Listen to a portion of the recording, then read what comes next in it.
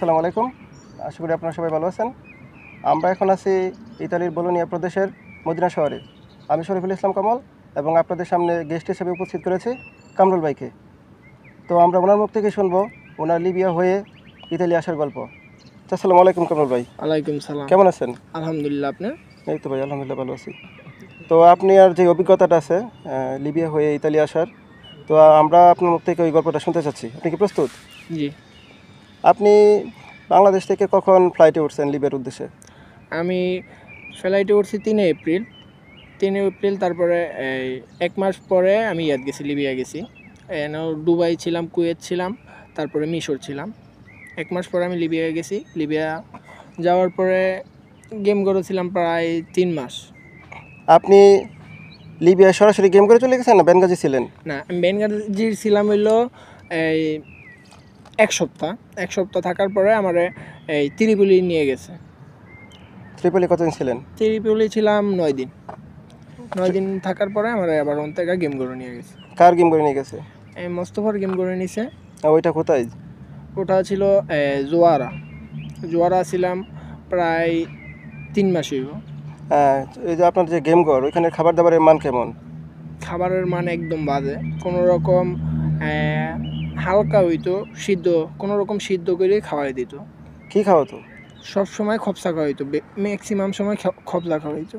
শুধু খবজা নাকি খবজার সাথে কোনো সস বা অন্য কোনো কিছু দিত? খবজই খাইতে পারতাম না, আবার সস। তো ওইখানে কি গোসল করতে পারতেন? 1 সপ্তাহ 2 সপ্তাহের মধ্যে একবার, কোনো সপ্তাহে 1 সপ্তাহ হইলে একবার, আবার কোনো টাইমে 2 সপ্তাহ পরে একবার। মানে আপনার বাসার মতো গেম ঘরের অবস্থা খুব বাজে, অস্বাস্থ্যকর। গেম ঘরের অবস্থা একদম বাজে, ওখানে মানুষ থাকতে পারে না, এত বাজে অবস্থা। তো আপনি তো গরমের সময় ছিলেন, ওইখানে কোনো ফ্যান ছিল বা এসি?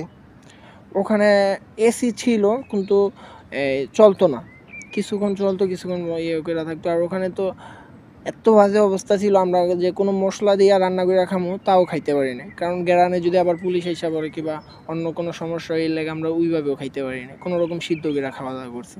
আপনি গেম করে কয়দিন থাকার পরে আপনি গেমটা পাইছেন? আমি 3 মাস থাকার পরে গেম পাইছি। গেম যখন পাইছেন তখন কত তারিখ, কোন মাসের মনে আছে আপনার? না, ওইটা এক্স্যাক্টলি মনে নাই, কিন্তু মনে আছে যে আমি 3 মাস লিবিয়া ছিলাম, তারপর আমি গেম পাইছি। তো আপনার নৌকাটা কতক্ষণ চলার পরে ধরতে পারছে? আমার নৌকা 1 ঘন্টা চলার পরে ধরতে পারছে। নৌকাটা ছিল একটা এলাস্টিক ফাইবারের বোট ছিল। 1 ঘন্টা চলার পরে। ইঞ্জিন কত ছিল, লোক কত ছিল মনে আছে আপনার? 40-80 ইঞ্জিন ছিল, 2টা ইঞ্জিন ছিল।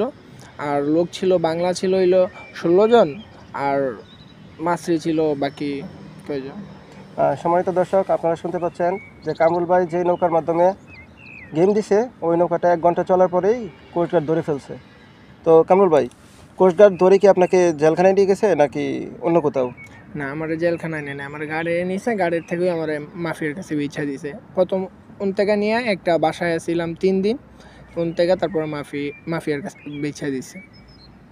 তো মাফিয়ার নাম মনে আছে আপনার? আর লোকেশন? মাফিয়ার নাম মনে আছে, লোকেশনও মনে আছে। লোকেশন হইলো জাওয়ায়া, আর মাফিয়া ছিল পিচ্চি শুয়ে। পিচ্চি সোহেল। কয় মাস ছিলেন ওখানে মাফিয়ার আন্ডারে? মাফিয়ার কাছে আমি ছিলাম 2 মাস। 2 মাসের মধ্যে প্রথম আমার 24 দিন দালালের কথা শুনে আমার ফ্যামিলি মোবাইল বন্ধ করে রাখছে। পরে গিয়া এই 24 দিন পরে টাকা দিছে। ভাই, আপনি কি বলবেন যে মাফিয়ার এখানে আপনাকে কি পরিমাণ অত্যাচার করছে, টর্চার করছে? ওইটা আমাদের দর্শকদের উদ্দেশ্যে খুলে বলেন, যেন ওরা জানতে পারে যে মাফিয়াদের হাতে ধরা খেলে কি কি অবস্থা হয়। মাফিয়ার হাতে ধরা পড়লে এত বাজে অবস্থা, আমার কি করতো, হাত পাও বাইন্দা তারপর আমার বাসায় কথা কইতো ভিডিও কলে। আর সকাল বিকাল 2বার মারতো। একবার আসতো হইলো রাত 3টা বাজে, আরেকবার আসতো হইলো এই সন্ধ্যা 6টা বাজে। 2 বেলা মারতো টাকা নেওয়ার লেগে। তো আপনাকে কি সপ্তাহে একবারই মারতো না আরো বেশি? দৈনিক 2বার মারতো, প্রত্যেক দিন 2বার মারতো। তো কি দিয়ে মারতো? মানে মারের ধরনটা কি টাইপ? মারের ধরন হইলো আড্ডা মারতো, কিন্তু বেশি মারতো হইলো যে মোটরের পাইপগুলো আছে না, প্লাস্টিকের, এই পাইপগুলো, আর ছিল হইলো এই কারেন্টের তার আছে না, তারগুলো দিয়ে মারতো। তো আপনার কাছে কত টাকা চাইছিল ওরা, কত টাকা দাবি করছিল? আমার কাছে 22 লাখ টাকা দাবি করছে। পরে ওই 22 লাখ টাকা দেওয়ার পরে আমাদের ছাড়ছে। 22 লাখ টাকা আপনি কতদিন পরে দিচ্ছেন? আমার ওই প্রথম 24 দিন আমার মোবাইল বন্ধ ছিল, আমাকে বাসার মোবাইল। তারপর 24 দিন পরে বন্ধ, মোবাইল চালু কইরা 3 সপ্তাহের মধ্যে 3 বারে টাকা দিছে, তারপর আমার ছেড়ে দিছে। কতদিন পরে এটা? এটা প্রায় মাফিয়া 2 মাস থাকাকালীন। তারপর আপনি কোথায় গেছেন এখান থেকে? ওখান থেকে পরে আমার দালালের কাছে গেছি, যেটা বাংলা দালাল সাইফুলের কাছে যাওয়ার পরে ওর কাছে আমি ছিলাম প্রায় 11 দিন। ওই সময় আমার অবস্থা প্রচুর বাজে ছিল, আমার এই যে ডাইন্ডারের পাওড়া পুরো পয়সা গেছিলো, এত বাজে অবস্থা। এই পয়সা পাওলে আমি গেম করে গেছি। কার গেম করছিল হইলো বাংলা, ছিল হইলো সাইফুল, আর লিবি ছিল মোস্তফা। আবার মোস্তফার করে? হুম। তো ওইখানে আপনি কতদিন ছিলেন? ওইখানে ছিলাম, পরে ছিলাম 1.5 মাস। 1.5 মাস পরে আপনি গেম দিচ্ছেন? 1.5 মাস পরে আমি গেম দিছি। প্রায় গেম দিলাম আমরা যেই গেম করেছিলাম সেই থেকে সমুদ্রের কাছে একটা গেম করছিল, ওই জায়গার নাম জানি না। ওই জায়গায় ছিলাম 2 দিন থাকার পরে প্রায় 1 দিন রাত্রে, 2 দিন থাকার পরে রাত্রে আমাদের সবাই রেলওয়ে গেছে। এই বখমান্না পানি দিয়ে আমি প্রায় 40 থেকে 50 মিনিট আসছি আইটটা, তারপরে বডি উঠছি। মানে ওইটা আপনার সেকেন্ড গেম? ওইটা সেকেন্ড গেম। তো আপনার কি মনে আছে যে সেকেন্ড গেম যে করছেন ওই নৌকায় ইঞ্জিন কত ছিল, নৌকাটা কেমন ছিল বা লোকজন কেমন ছিল? হ্যাঁ, জি মনে আছে। ওই নৌকাটা ছিল হলো একটা কাঠের নৌকা, আর ইঞ্জিন ছিল 40-80, আর মানুষ ছিলাম প্রায় 56 জন। 25 জন ছিলাম বাংলা, আর বাকিগুলো মাছরি অন্য টাইপের সবগুলো। তো আপনি তখন সফলভাবে আসতে পারছেন? তখন আমরা সফলভাবে আসতে পারছি। ওই সময় সমস্যা হয়েছে কি, এই 15 ঘন্টা চলার পরে আমাদের মেশিন গেছে নষ্ট হইয়া, কিবা ম্যাপ গেছে নষ্ট হইয়া, তারপরে জিপিএস গেছে নষ্ট হইয়া। তারপর আমরা এক জায়গার মধ্যে 7 ঘন্টা ঘুরছি, আমরা জানি না যে এটা কোন জায়গায়। পরে একটা মাছরি নৌকা মাছ ধরে, ওরা আবার আমাকে বলছে তোরা এতক্ষণ ধরে তোরা কী করস। তারপরে আমাকে দেখাই দিছে যে এই দিকে পশ্চিম দিক, ওই দিকে যা, তাইলে পাবি কিছু। আর আমরা যাওয়ার পরে প্রায় রাইত হয়ে গেছে, নৌকার তেলও শেষ হয়ে গেছে।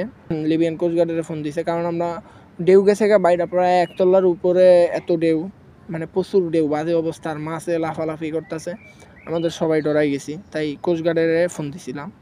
ফোন দেওয়ার আধা ঘন্টা পরে কোস্টগার্ডও আসছে, আপনার এই রিসিভ শিপও আসছে। পরে আমরাও যাইতেছি, প্রায় আর 5 মিনিট থাকলে আবার ধরা পড়তাম, এত একটা বাজে অবস্থা ছিল। তখন আপনারা কোস্টগার্ড আসার আগেই রিসিভ বোট আপনাদেরকে উদ্ধার করে ফেলছে? কোস্টগার্ড আসার আগে একটা ছোট রিসিভ বোট আসছে, তারপর ওইটাই রকেটের গতিতে এসে আমাদের রিসিভ করছে। আপনারা সাগরে কতক্ষণ ছিলেন? 21 ঘন্টা ছিল। 21 ঘন্টার মধ্যে আপনাদের কোনো খাবার দিছিল? 21 ঘন্টার মধ্যে খাবার দিছিল না, কিন্তু আমি ওই যে ক্যাপ্টেনের সাথে ছিলাম দেখে ওর থেকে কিছু খাইতে পারছি, কারণ আমি ওই তেল ডাইলা দিছিলাম তো ওই সময়, এর লাগে আমি একটু খাইতে পারছি, আর নাহলে কেউই খাওয়া দাওয়া করতে পারে না। তো যখন রিসিভ বোটে উঠছেন, রিসিভ বোট আপনাদেরকে কতক্ষণ রাখছে সাগরে? 3 ঘন্টা ছিলাম, তারপরে ওন থেকে ল্যাম্পেদুসা লয়ে গেছে। ল্যাম্পাদোসা থেকে পরে সিসিলিয়া ছিলাম 3 দিন থাকার পরে আমাদের এই মদেনায় নিয়ে আসছে। তো সম্মানিত দর্শক, আপনারা শুনতে পেলেন যে কামরুল ভাই মাফিয়ার হাতে ধরা খাইছে, তারপর অনেক টর্চারের পর 22 লাখ টাকা দিয়ে ছুটছে। ওইখান থেকে ছুটার পর উনি আবার গেম দিছে, তারপর আল্লাহর রহমতে উনি সার্ভাইভ করতে পারছে। এখন কামরুল ভাই, আপনি তো অনেক সাফার করছেন, অনেক কষ্ট করছেন, অনেক টর্চার সহ্য করছেন। তো আপনার যে অভিজ্ঞতা, আপনার এই জার্নি পথের যে গল্প, এর প্রেক্ষিতে আপনি আমাদের দর্শকদের উদ্দেশ্যে কিছু বলেন যে লোকজনের এই পথে আসা উচিত কিনা? একটাই কথা, এই পথে থেকে কেউ না আসাই ঠিক, কারণ যদি দুনিয়াতে কোনো জাহান্নাম থাকে তাহলে আমি মনে করি লিবিয়ে হইব।